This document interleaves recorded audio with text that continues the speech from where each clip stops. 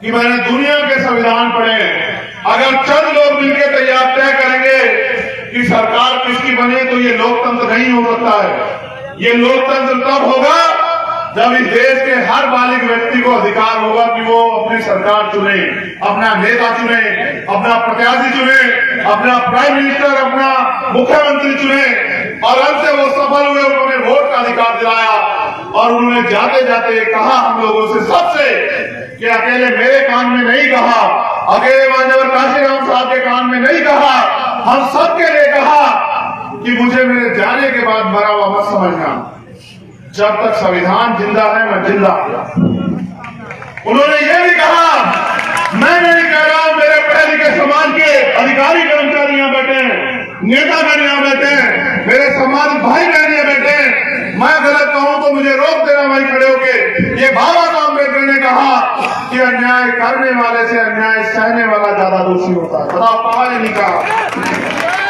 बाबा साहब ने यह भी कहा कि राजनीति में हिस्सेदारी न करने का सबसे बड़ा दंड यह है कि अयोग्य लोग आपके ऊपर शासन करेंगे। आज मेरा पढ़ा लिखा समाज वो राजनीति से दूर है, आज मेरा नौजवान वो राजनीति से दूर है।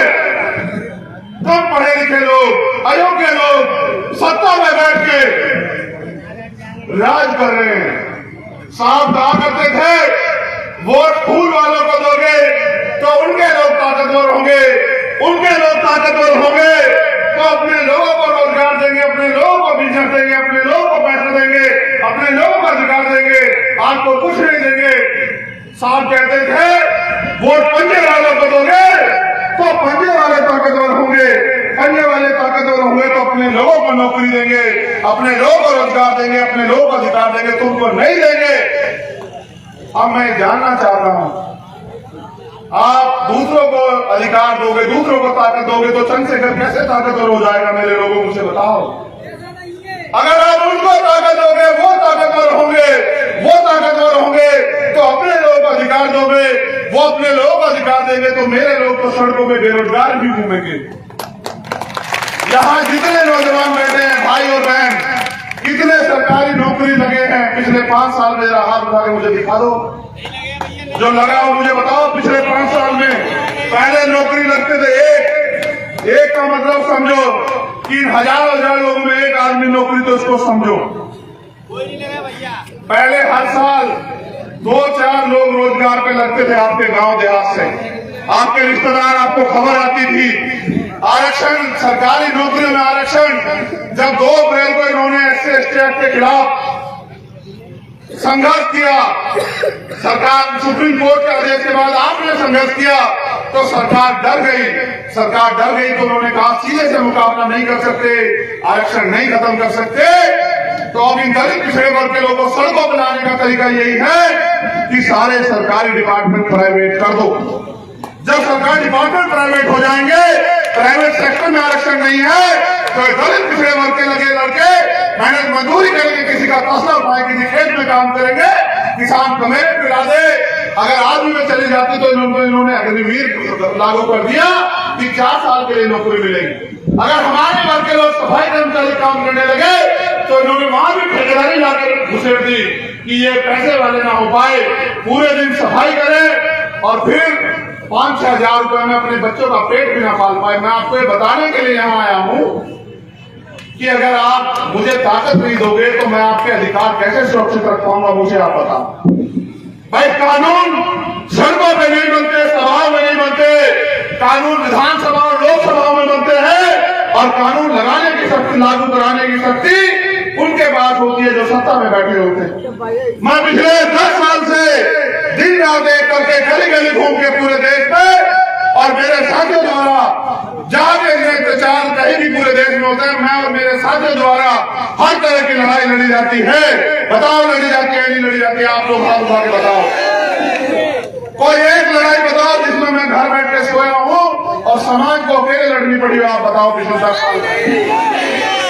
तो भाई आप भी तय करो कि आपको ऐसा नेता चाहिए जिसका मुंह सिलावा हो, आपको ऐसा नेता चाहिए जो सिगरेट इनकम टैक्स के डर से अपने समाज पे होने वाले न्याय के खिलाफ भी ना बोले। ये आपको ऐसा नेता चाहिए जो आपकी लड़ाई को कंधे से कंधा मिला के लड़े और जहां आपका पसीना पड़े वहां खून देने का काम करे। आपको तय करना पड़ेगा मेरे लोगों। मैं बिहार की धरती पे हूं, मैं यहां भी आपसे पूछने आया हूं कि क्या मैं आपकी वोट का अधिकार हकदार हूं या नहीं हूं, मुझे आप ये बताओ। या फिर आप ये कहो कि अभी और 10 साल चपले घिरते रहो, लाठियां खाते रहो, अन्याय के साथ कहते रहो, अभी हम कर देंगे। सुनो मेरी बात को, देखो मैं साफ कह रहा हूं, मैं तो पहाड़ जैसा हौसला लेके आया हूं, पहाड़ जैसा। दुनिया की कोई ताकत मुझे लड़ाई को लड़ने से नहीं रोक सकती है मेरे लोगों, याद रखना। मैं बाबा साहब अम्बेडकर का खून हूं, मैं मानव काशीराम साहब का बेटा हूं। चंद्रशेखर आजाद मर तो सकता है लेकिन छुप नहीं सकता कभी।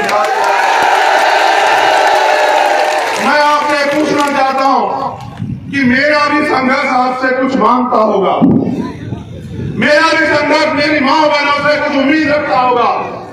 जब जो लोग जिनका कोई नाश्ता नहीं है, जो सिर्फ पैसे की और चुनाव की रिश्तेदारी आपसे रखते हैं, जब आप उनका साथ दे सकते हो तो मेरे हाथ मजबूत करने में क्या बुराई है बताओ। अगर आज सब लोग अमीरों के साथ खड़े हो जाओगे तो बताओ किसी गरीब के बेटे में हिम्मत होगी कि वो लड़ पाए। ये जितने लोग मेरे साथ बैठे हैं मैं जानता हूं ये गरीब की औलादे हैं और आज तक का इतिहास गवाह है किसी अमीर ने गरीबों की लड़ाई नहीं लड़ी है। गरीबों ने अपनी लड़ाई अपने कंधों के दम पे लड़ी है, अपने पैरों पे लड़ी है, इतिहास गवाह है। लेकिन मैं बताना चाहता हूं, मेरी माएं बहनें बैठी, हम लोग गरीबी, बेबसी, लाचारी से जूझ रहे हैं। अमीरों के कुत्ते भी घी खा रहे हैं, अमीरों के कुत्ते भी एसी में सो रहे हैं, अमीरों के कुत्ते भी गाड़ियों में घूम रहे हैं, अमीरों के तो बात भी कुछ हो रहे हैं मेरे लोगों। आजादी के 75 साल भी अगर आपको पक्के मकान नहीं मिले, इलाज के कमी के कारण अगर किसी का भाई, बाप, बेटा, माँ, बहन अगर दम तोड़ देती है, अगर पैसे न होने के कारण कोई नौजवान उसके सपने कुछ ले जाते हैं,